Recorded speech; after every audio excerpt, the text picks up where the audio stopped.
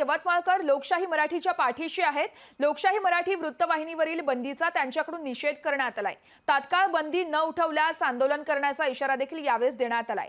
तर सरकारच्या दडपशाहीचा सर्व स्तरातून विरोध होत असल्याचं बघायला मिळतं। तर केंद्रीय प्रसारण मंत्रालयाकडून लोकशाही मराठीवरती घातलेल्या बंदीचा हा सर्व स्तरातून निषेध व्यक्त केला जातोय। तर यवतमाळमधील जनतेनं केंद्राच्या या दडपशाहीचा निषेध केलाय।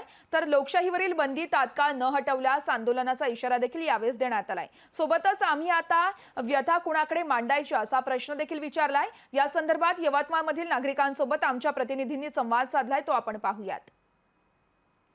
लोकशाही चॅनल बंद पाडल्यामुळे एकंदरीत पाहिलं तर यवतमाळ जिल्ह्यामध्ये अनेक संघटना असेल किंवा शेतकरी नेते असेल किंवा महिला असेल हे समोर आलेले आहे। लोकशाही चॅनल बंद पाडून दडपशाही केल्याचा आरोप यांच्याकडनं होत आहे। एकंदरीत पाहिलं तर लोकशाही चॅनल हे कालपासून बंद पाडलेलं आहे, 30 दिवसासाठी बंद पाडलेलं आहे। एकीकडे शेतकऱ्यांचे प्रश्न मांडत असताना अशा प्रकारचं सरकारकडनं दडपशाही होत आहे। काय सांगणार या संदर्भात तुम्ही?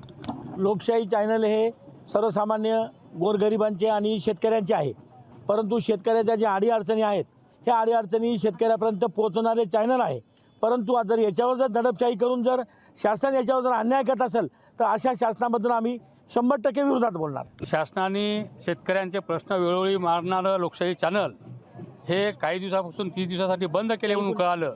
शेतकऱ्यांना न्याय देणाऱ्या ह्या चॅनलवर शासनाने जर बंदी आणली असेल तर अशा शासनाने तात्काळ डोळे उघडे करून जे लोकशाहीचा आधारस्तंभ म्हणतो आपण त्याचे हे 30 दिवसाचा बॅन उठवायला पाहिजे आणि पुन्हा शेतकऱ्यांचे मनातले प्रश्न, जनतेचे मनातले प्रश्न हे शासनाच्या कानावर घालण्याचं लोकशाहीचं जे काम अविरत चालू असते त्याला आपण तात्काळ बंदी उठवून न्याय द्यावा, नसता आपला निषेध करण्यासाठी आम्ही पुन्हा रस्त्यावर येऊ। लोकशाहीचं चॅनल चालू केलं पाहिजे आणि ते आम्हाला वारंवार मदत करतात।